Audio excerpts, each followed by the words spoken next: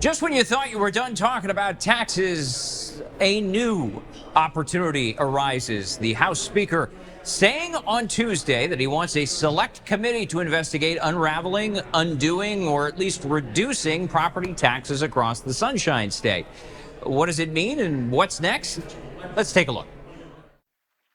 It was about a month ago. Good morning, everybody. Governor Ron DeSantis announced a $5 billion property tax rebate plan, which he said would save the average homesteaded homeowner $1,000 almost immediately. I think the tax relief needs to be focused on Floridians. We need a Florida first tax package. Fast forward to Tuesday, and Florida House Speaker Danny Perez says he still needs the details. No bill language, no explanation on how to pay for it, so he's now doing his own thing. Given the importance of this issue, we cannot afford further delay in moving this conversation beyond promises or generalities.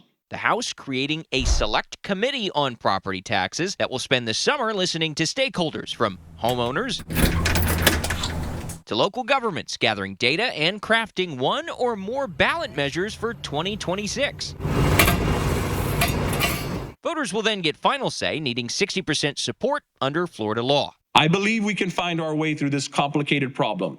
I am very excited to see what this select committee will produce. Perez also pitched what he called starting ideas that might make it into the final plan.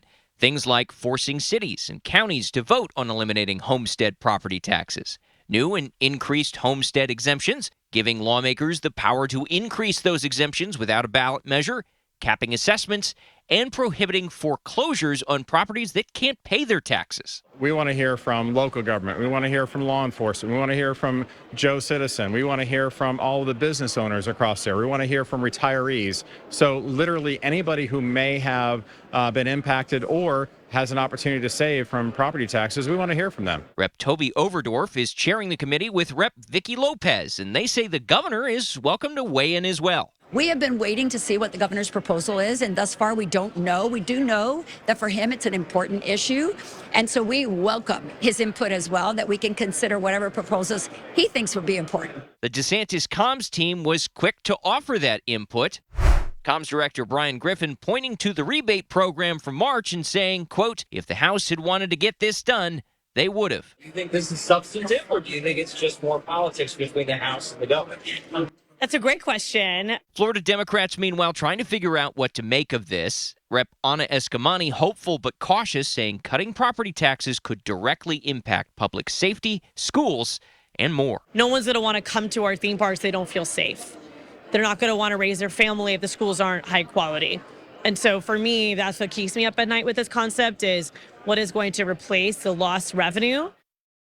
Now, we expect to get more details on how exactly this select committee will operate on Thursday. That is the first day that it is set to meet, and then again, periodically throughout the summer. That's the latest out here at the state capitol. I'm Forrest Saunders reporting.